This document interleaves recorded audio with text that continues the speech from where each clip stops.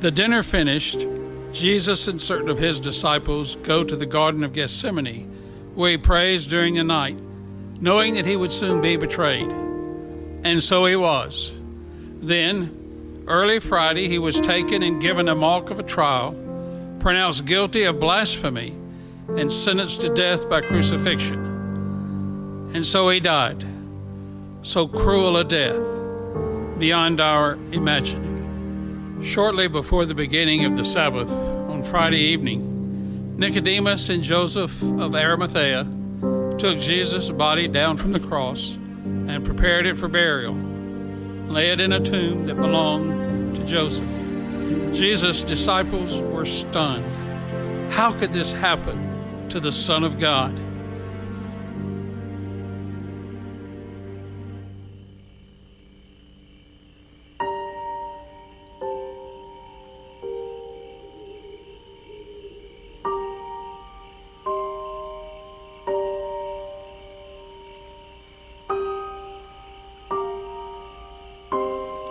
It is late Saturday evening near Jerusalem, after the burial and entombment of Jesus, where we find Simon, called Peter, and his brother Andrew conversing.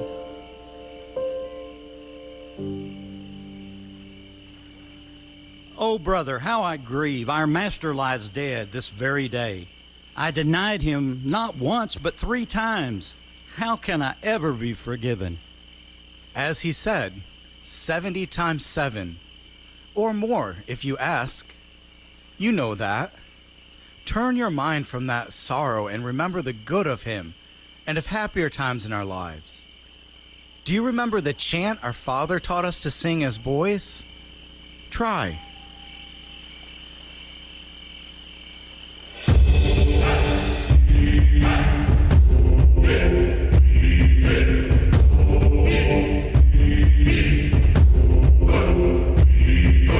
Fishermen we are, casting our nets into the sea. What luck will they bring? Whatever will be. Oh, cast in the nets, pull fish from the sea.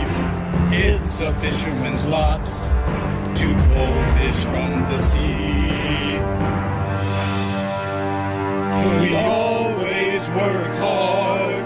What luck will there be? Oh, cast in the net, pull fish from the sea. It's a fisherman's lot to pull fish from the sea. "Oh, Andrew, but you remember what Jesus said to us at our first meeting?" Of course, that he would make us fishers of men. Cast in our nets, no fish from the sea. Our net is his word. What men will we see? Now fishers of men, and ever will be. Now fishers of men, and ever will be. Now fishers of men, and ever will be.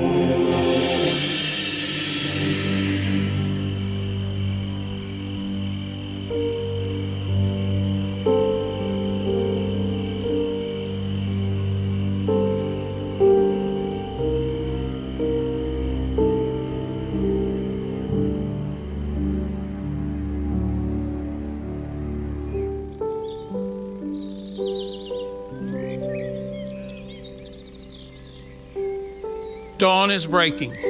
In a garden near the tomb, Mary Magdalene and other female disciples walk slowly, talking quietly. They go to the tomb to anoint Jesus' body according to the Jewish custom. Then aside, Mary stops and reflects.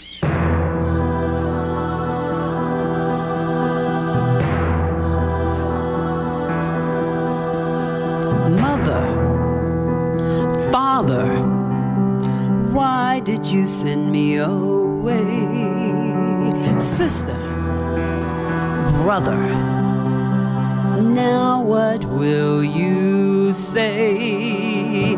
Jesus cleansed me, took all my sins away.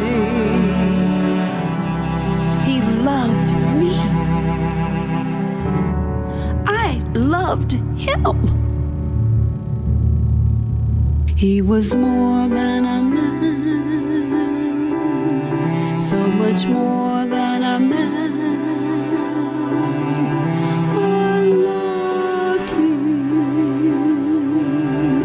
I loved him. But they took him away.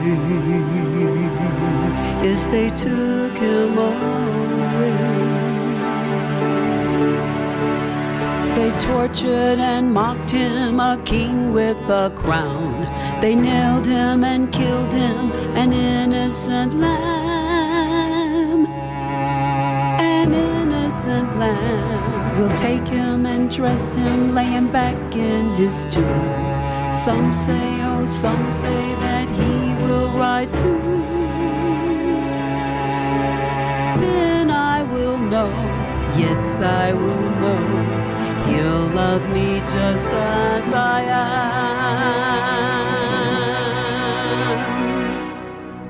He was more than a man. He was more than a man. I loved him. I loved him.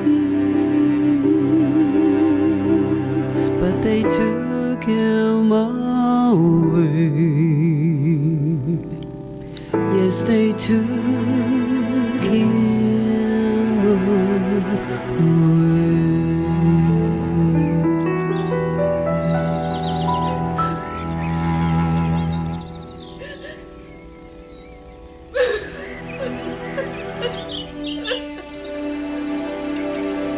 Mary falls to her knees, covers her eyes, weeping.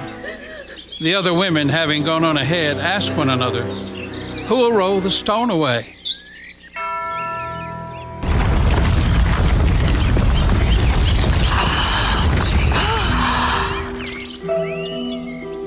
When they see the tombstone rolled away with the angels sitting atop it, the women cry out in astonishment.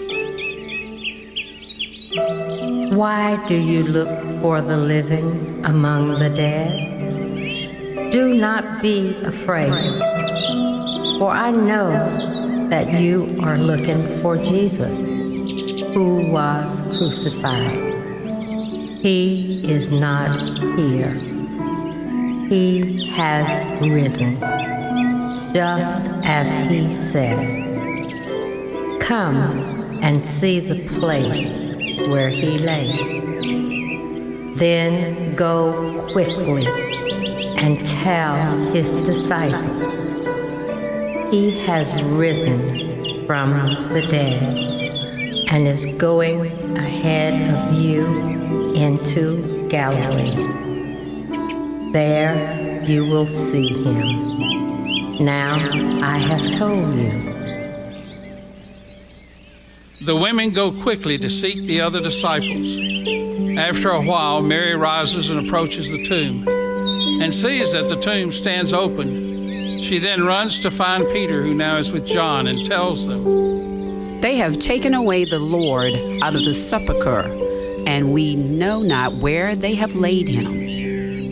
The three run back to the tomb, and Peter and John examine the burial cloths laid aside and believe he has risen. Peter and John return home, while Mary, still not understanding, stands outside weeping. Looking into the tomb, she sees two angels standing by where Jesus was laid. Woman, why do you weep? "Because they have taken away my Lord, and I know not where they have laid him." Mary then turns to look away from the tomb and sees Jesus standing nearby, but does not recognize him and thinks he is the gardener.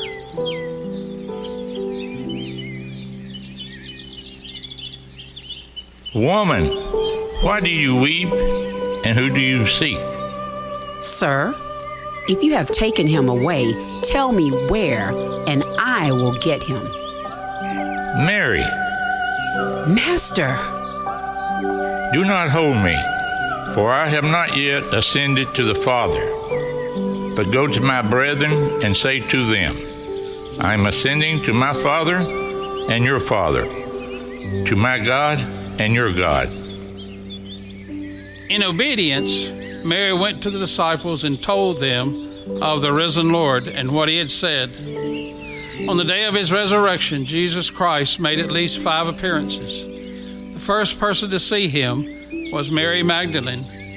Jesus also appeared to Peter, to the 2 disciples on the road to Emmaus, and later that day to all of the disciples except Thomas while they were gathered in a house for prayer. The disciples' slow acceptance of the tales of his resurrection gave way to their joy of being in the presence of the risen Lord. Hallelujah.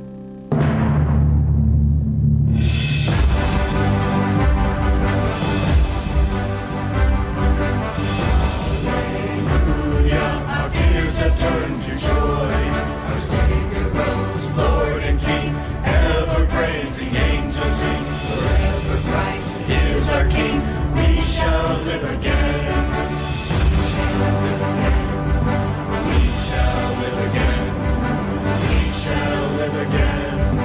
We shall live again. Oh, morning of joy. Jesus Christ rose today. Oh, rising morning of joy. Come the Spirit to all bring the word of truth, the lasting spring. Blossoming branches, fruit to bear, the pure in heart, no tears nor care. So where can death be found? Our joy cannot be bound. Where can death be found?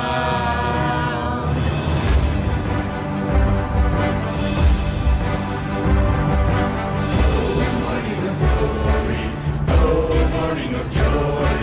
Jesus Christ rose today, oh, bright morning of joy. Jesus Christ rose today, oh, bright morning of joy. We shall live again. We shall live again. We shall live again.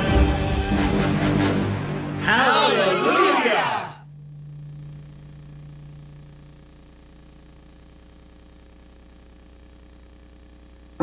Since the time of the resurrection, Christians have sung for joy at this time of year in celebration of those who believe that he is the Son of God and died to remove our sin from God's sight. So sing with us now in remembrance and praise to God.